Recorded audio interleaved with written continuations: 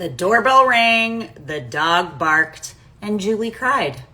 This was the story that I was told for years, that was what happened today, the day that I was adopted.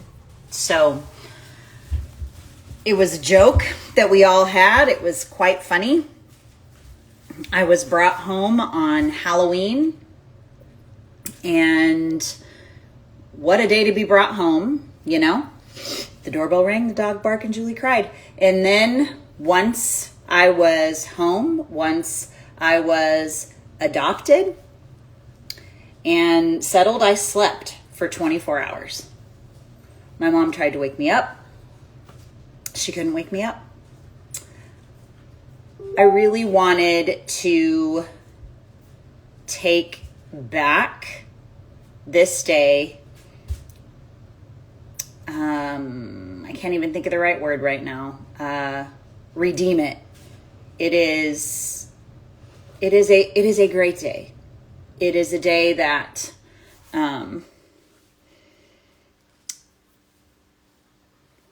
has allowed me to see what I feel like I was put on this earth to do.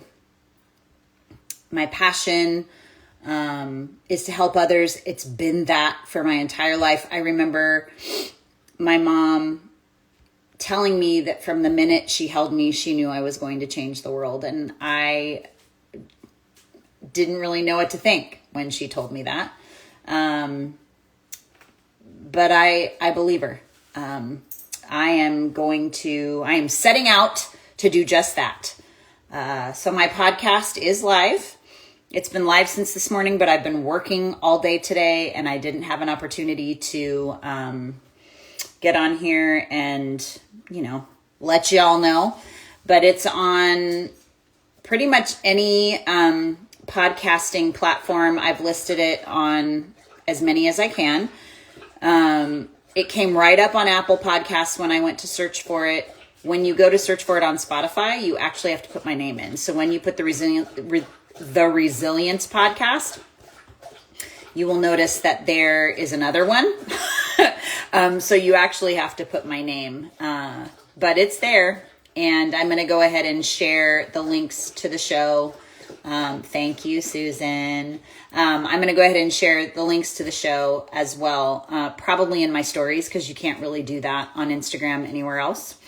So, but you can search it on all major platforms. There's a trailer, and there's my first episode, and every following episode is going to be released on Thursdays. So that is when you will be hearing more from me.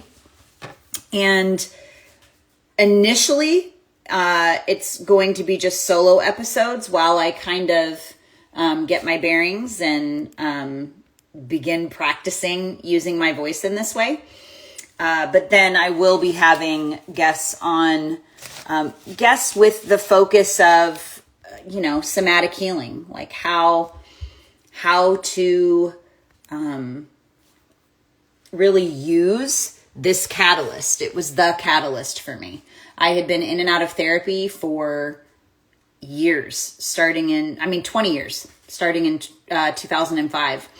And none of my therapists once brought up the fact that my adoption trauma could be an issue, partly because I don't think they had any idea it could be. We weren't trained about that. It is, honestly, I think, and I think there was some knowledge about this. I've seen some studies about it back in the 70s, surprisingly. But the 80s and 90s, when Betty Jean Lifton and Nancy Verrier started publishing works about this, and then all of the memoirs, it has definitely been, it's been out there. My goal and focus, hi Jessica, is to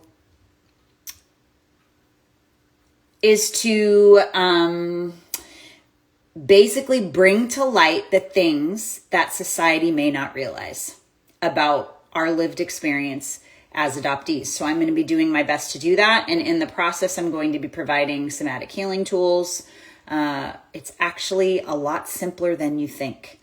And it just takes consistency. And so I'm really looking forward to it. I'm going to be addressing a lot of the core issues that we deal with. But more than anything, I'm going to want to be connecting with you all because I feel like it is so important for us to connect in community. And anyway, I'm just excited and looking forward to hearing your feedback. I am so open to that. So please DM me if you have any feedback from what you hear, any thoughts or comments. Yeah, happy to hear from y'all and look forward to hearing what you think. And I hope you'll have a great night. Peace.